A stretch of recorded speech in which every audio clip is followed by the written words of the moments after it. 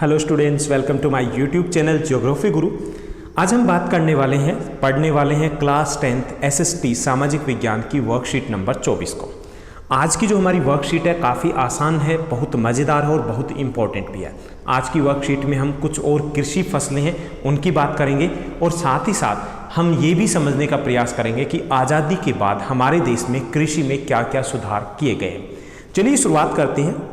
जैसा कि आप अपनी स्क्रीन के ऊपर देख पा रहे होंगे, ये है हमारी वर्कशीट नंबर 24 हमारा सब्जेक्ट सोशल साइंस है, सामाजिक विज्ञान, जिसमें हम भूगोल पढ़ रहे हैं और डेट है वो है 29 अगस्त 2020, 29 अगस्त 2020।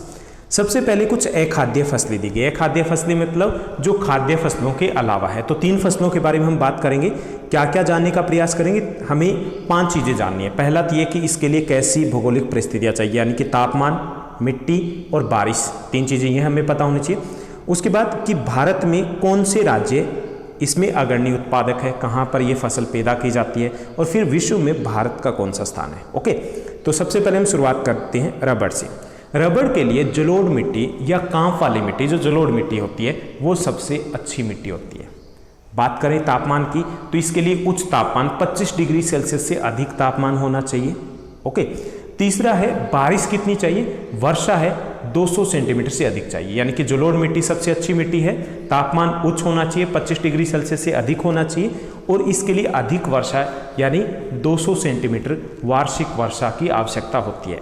बात करें कौन से राज्यों में ये पैदा की जाती है, तो केरल इसके उत्पादन में पूरे भारत में पहले स्थान पर है। इसके अलावा तमिलनाडु, कर्नाटका, अंडमान निकोबार द्वीप समूह, मेघालय की गारो पहाड़ियाँ हैं, इन सभी इलाकों में भी रबड़ है, उसकी कृषि की जाती है।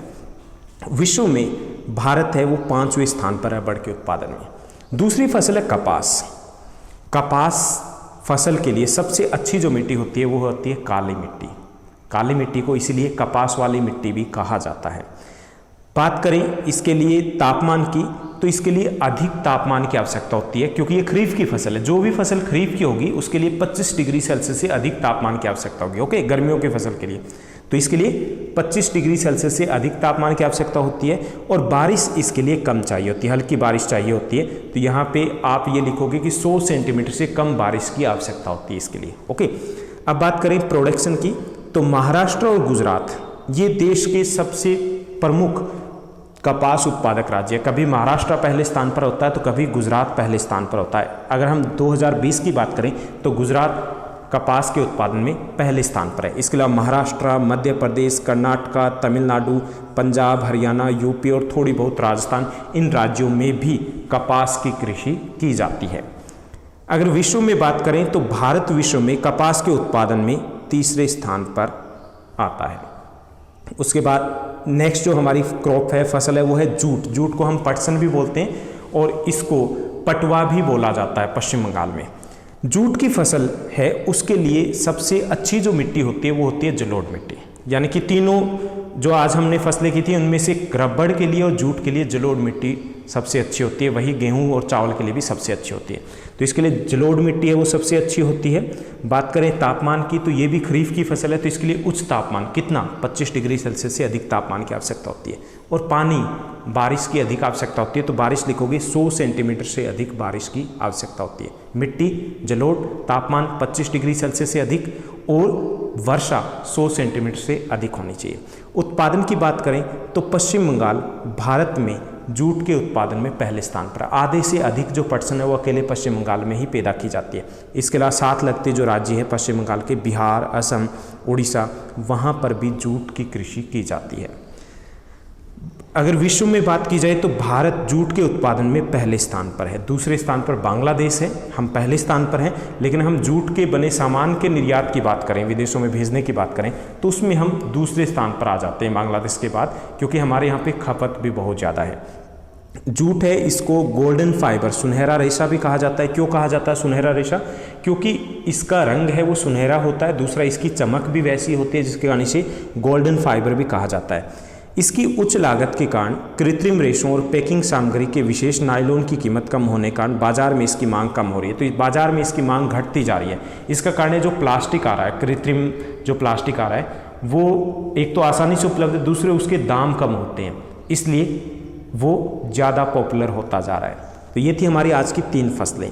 अब हम बात करते हैं कि आज़ादी के बाद हमारे देश में कौन कौन से सुधार किए गए। आज़ादी के वक्त कृषि के हालात थे वो बहुत ख़राब थे, तो काफ़ी सारे कृषि सुधार थे वो आज़ादी के बाद किए गए। तो उन आज़ादी के सुधारों की बात करें तो सबसे पहले हरित क्रांति। हरित क्रांति है ये 1966-67 में की गई थी, जिसमें विशेष तौर पर जो खाद्यान्न फसल है गेहूँ और चावल है उसके उत्पादन में 3 से 5 गुना वृद्धि हो गई थी। 3 से 5 गुना बढ़ोतरी हो गई। कैसे हो गई थी? अच्छे बीज उपयोग में लाए गए, अधिक मशीनों का उपयोग किया गया, अधिक कीटनाशकों का उपयोग किया गया, अधिक जो रासायनिक खाद है उनका उपयोग किया गया, किसानों को सस्ते लोन दिए गए, सिंचाई सुविधा को बेहतर किया गया। यानी बहुत सारे कारण थे जिसके कारण प्रोडक्शन बढ़ा। दोबारा बता दूं, अधिक अच्छे बीज, अधिक कीटनाशक, अधिक रासायनिक खादों का उपयोग, अधिक मशीनों का उपयोग किया गया, सिंचाई की सुविधाओं को बेहतर किया गया। तो इन सब कारणों से 1966-67 में गेहूं और चावल का उत्पादन एकदम से कई गुना बढ़ जाता है। तो उसको क्या नाम दे दिया गया? हमने हरित क्रांति नाम दिया उसे। ओके, तो हरित क्रांति एक बड़ा सुधार था क्योंकि बढ़ती हुई जनसंख्या को पेट भरने के लिए हमें खाद्यान्न चाहिए थे। इसके अलावा दुग्ध उत्पादन में भी हमने श्वेत क्रांति, ऑपरेशन फ्लड है उसकी शुरुआत की गई, तो ये भी एक बड़ा सुधार था। इसके अलावा हमने जोतों की चकबंदी की। चकबंदी क्या होता है? जैसे किसान के खेत अलग अलग कोनों में बिखरे हुए हैं, उन खेतों को इकट्ठा कर दिया एक ही जगह पर ताकि उसका समय भी बचे और अधिक ध्यान दे पाए, तो चकबंदी की गई, ये भी एक अच्छा सुधार था। इसके अलावा सहकारी कृषि को बढ़ावा दिया गया। जो छोटे किसान है वो मिलकर के कृषि कर ले और मिलकर के कृषि करेंगे तो समय की भी बचत होगी और मशीन वगैरह है वो साझे तौर पर खरीद पाएंगे और मुनाफा अपनी जितनी ज़मीन थी उसके अनुसार वो बांट लेंगे। तो ये भी एक अच्छा सुधार था। इसके अलावा जमींदारी प्रथा को समाप्त कर दिया गया। जमींदारी प्रथा पहले क्या होता था? पूरा का पूरा गाँव, हजारों एकड़ ज़मीन एक जमींदार के पास होती थी और जो लोग खेती करते थे वो हिस्सेदार होते थे, काश्तकार होते थे। जमींदारी प्रथा को ख़त्म कर दिया गया और ज़मीन दे दी गई किसानों को, खेती करने वालों को। तो ये भी एक बड़ा सुधार था। इसके अलावा इन सुधारों को आप अलग अलग पॉइंट में लिखोगे जब आप एग्जाम में लिखते हो। इसके अलावा व्यापक भूमि विकास कार्यक्रम भी शुरू किया गया। जो बंजर भूमि थी, अकृषि योग्य भूमि थी, उसको सुधारा गया, ये भी एक बड़ा सुधार था। फसल बीमा का प्रावधान किया गया। फसल बीमा के तहत क्या होता है कि किसान की फसल का बीमा हो जाता है, थोड़ी सी राशि देनी होती है। अगर उसकी फसल बाढ़ के कारण, सूखे के कारण, किसी बीमारी के कारण खराब हो जाती है तो उसको मुआवजा दिया जाता है। ये भी एक अच्छा कदम था। किसानों को कम ब्याज पर कर्ज देने के लिए ग्रामीण बैंक है उनकी स्थापना की गई, सहकारी समितियों की स्थापना की गई। तो ये भी एक बड़ा कदम था कि पहले क्या होता था, वो साहूकारों से, आड़तियों से पैसा उठाते थे, ब्याज अधिक होता था और सारी उसकी इनकम थी वो ब्याज भरने में ही चली जाती थी, कई बार ज़मीनें तक बिक जाती थी। भारत सरकार ने इसके अलावा KCC योजना है वो शुरू की गई, किसान क्रेडिट कार्ड। इसके तहत क्या होता है कि किसान अपनी ज़मीन के ऊपर एक ऋण ले सकता है और वो ऋण जितना चाहे उतना यूज़ करेगा, उतना ही उसका ब्याज लगेगा और वापस वो जमा करवा सकता है और जमा करवाने के बाद दोबारा अपने आप उतना ही निकाल सकता है। तो ये भी एक अच्छा कार्यक्रम शुरू किया गया। इसके अलावा PAIS व्यक्तिगत दुर्घटना बीमा कार्ड है, ये भी शुरू किया गया। कृषि करते हुए कई प्रकार की दुर्घटनाएं हो जाती है कई बार, तो उसमें भी अन्य जो धंधे उसी तरीके से काफ़ी रिस्क होता है, तो वहाँ पे दुर्घटना बीमा शुरू करके भी किसानों को एक बड़ी मदद दी है, राहत दी है भारत की सरकार ने। किसानों को बिचौलियों के शोषण से बचाने के लिए मिनिमम स्पॉट प्राइस जिसे हम बोलते हैं, न्यूनतम समर्थित मूल्य, वो घोषित किया जाता है। कि अगर पहले क्या होता था, फसल ज़्यादा हो गई, किसी साल ज़्यादा हो गए तो उसके दाम गिर जाते थे। मतलब पहली बार ये होता था कि किसान है वो मेहनत कर रहा है, ज़्यादा उत्पादन हो गया तो दाम कम मिलेंगे, तो इससे कृषि में रुचि किसानों की कम हो रही थी। लेकिन अब क्या है, न्यूनतम समर्थन मूल्य होता है कि इतने रेट के ऊपर सरकार खरीदेगी ही खरीदेगी। तो ये कुछ सुधार थे जो आज़ादी के बाद हमारे देश में हुए। अब हम प्रश्नोत्तर की बात करते हैं। प्रश्नोत्तर दिए गए हैं, 3 आसान से प्रश्न दिए गए हैं। पहला है, नीचे दी गई फसलें X और Y दी गई है, दी गई जानकारी के आधार पर उनकी पहचान करें और उनसे संबंधित प्रश्नों का उत्तर दें। तो यहाँ पे मैं दोबारा से एक बार रीड कर रहा हूँ। यहाँ X फसल दी गई है। X जो फसल है एक रेशे वाली फसल है जो सूखी काली मिट्टी में बेहतर उगती है। इसे उगने के लिए पाला रहित दिन यानी कि गर्म जलवायु की आवश्यकता होती है, अधिक तापमान की आवश्यकता होती है। तो ये कौन सी फसल है? तो फसल ये है कपास। ओके, कपास है। और प्रमुख उत्पादक राज्य कौन से? गुजरात, महाराष्ट्र, तमिलनाडु, कर्नाटक, पंजाब, हरियाणा, उत्तर प्रदेश, राजस्थान। वाई जो फसल दी गई है एक और रेशेदार फसल है। ये ज़मीन में नहीं उगती बल्कि कीड़े के कोकून से प्राप्त होती है। जो मलबरी शहतूत के पेड़ की हरी पत्तियों पर पलता है। औरतें इस रेशे से बुनी हुई साड़ी पहनती है।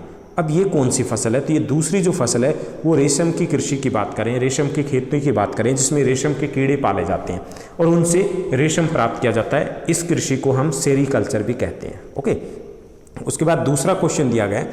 दूसरा क्वेश्चन है कि आपको क्या लगता है जूट को सुनहरा रेशा क्यों कहा जाता है? इसके दो उपयोग बताने हैं और बाजार में इसकी मांग कम क्यों हो रही है।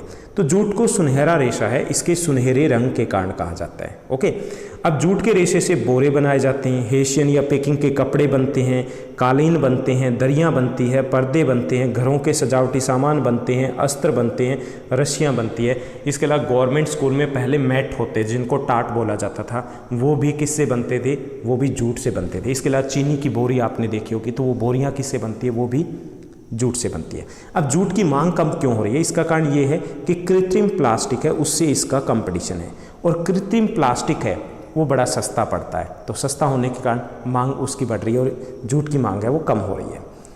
तीसरा जो क्वेश्चन दिया गया है कि किशोरा 1 एकड़ ज़मीन के एक छोटे से टुकड़े पर खेती करने वाला एक छोटा सा किसान है, उससे इन सुधारों से किशोरा को क्या क्या लाभ हुए हैं? ग्रामीण बैंक से न्यूनतम समर्थन जो मूल्य है उससे, फसल बीमा का प्रावधान है उससे। एक एक करके देखते हैं। ग्रामीण बैंक से किशोरा को फायदा ये हुआ कि अब वो कम ब्याज पर ऋण लेकर भूमि सुधार और कृषि में निवेश कर सकता है, फसल बोने के लिए पैसा ले सकता है। कम ब्याज होने से उसकी आमदनी बढ़ी है क्योंकि उसका काफ़ी सारा पैसा है पहले ब्याज में चला जाता था, वो बच जाता है तथा वो ऋण के जाल से भी बच गया है। ख है जो दिया गया है कि न्यूनतम समर्थन मूल्य से किशोरा को क्या लाभ हो गए? अगर देश में फसल का उत्पादन बढ़ता है तो बिक्री मूल्य कम हो जाता है, उसके दाम कम हो जाते हैं और कृषि उत्पादों के मूल्य में गिरावट को रोकने के लिए सरकार क्या करती है? मुख्य फसलों का एक न्यूनतम बिक्री मूल्य है वो निर्धारित कर देती है कि इस रेट के ऊपर सरकार खरीद लेगी। इससे किशोरा को देश में अधिक उत्पादन की दशा में भी निश्चित मूल्य मिलता है, यानी अब वो रेट उसको फिक्स मिलने लग गया। इससे भी किसानों को बड़ा फायदा हुआ है।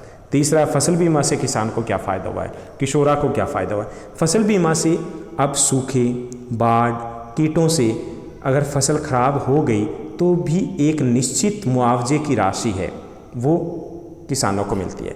इससे किशोरा जैसे किसानों को संकट में भी आर्थिक सुरक्षा मिलती है। कई बार ये होता था फसल चौपट होगी सूखे कारण, तो किसानों के हालात बड़े ख़राब होते थे, लेकिन अब फसल बीमा योजना से उनके आर्थिक मदद मिल पाती है। तो ये थी आज की हमारी वर्कशीट, बहुत आसान थी। अगर आपको लग रहा है कि हम अच्छा सीख रहे हैं, अच्छा कर रहे हैं, तो एक छोटा सा कमेंट जरूर कीजिएगा। Thank you, bye bye, have a nice day.